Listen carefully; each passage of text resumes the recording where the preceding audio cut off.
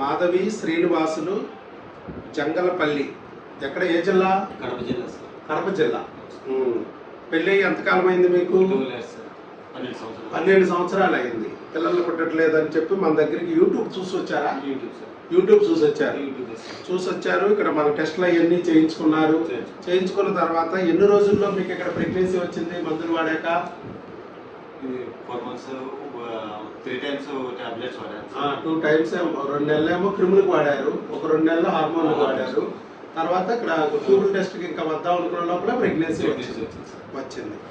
దాని విషయం మాకు ఇన్ఫార్మ్ చేశారు.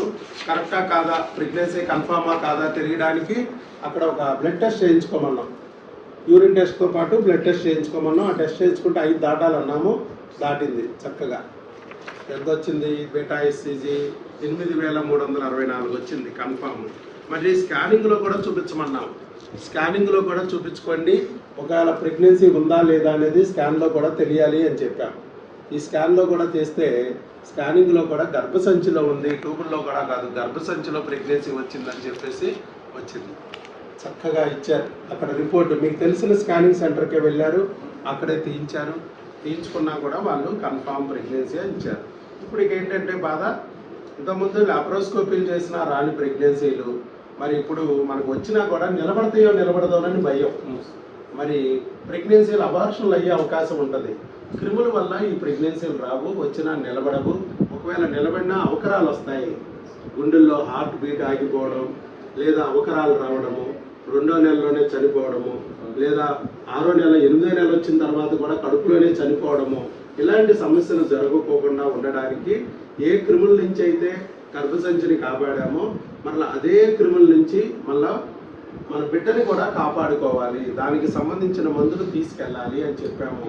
దానికి సంబంధించి మందులు తీసుకెళ్ళడానికి వచ్చి ఈరోజు మందులు తీసుకెళ్ళడానికి వచ్చి ఇక్కడ మీరు ఎలాగైతే బాధపడి 12 ఏళ్ళు బాధపడి ప్రెగ్నెన్సీ రాక ఇబ్బందులు పడ్డారు, వచ్చిన నిల్వకి ఇబ్బంది పడ్డారు, ఇవన్నీ కాకోకుండా ఇట్లా మందులు వాడుకుని, క్రిములకి మందులు వాడుకుని చక్కగా మళ్ళీ ప్రెగ్నెన్సీ తెచ్చుకున్నారు ఒక 4 నెలల్లో. ఈ విషయాన్ని నలుగురికి చెప్తే వాళ్ళలో కూడా ధైర్యం వస్తుంది.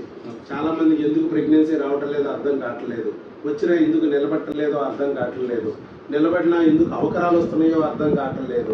ఇవన్నీ క్రిముల ద్వారా జరుగుతున్న విషయం అనే విషయాన్ని మనం చెప్తున్నాం. కానీ ప్రపంచంలో ఏ డాక్టర్ కూడా క్రిముల గురించి చెప్పట్లేదు. మీకు ఎవరైనా చెప్పారు అక్కడ? ఎవరన్నా క్రిముల గురించి ఎవరు ఒక్కరు కూడా మీకు చెప్పలేదు. వాటికి టెస్టులు చేయించుకోమనలేదు, చేయించలేదు.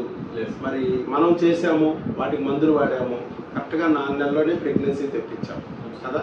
అది ఆ విషయాన్ని చెప్పడానికి ముందుకు వచ్చినందుకు మీకు అభినందనలు. All the best. God bless you. All the best.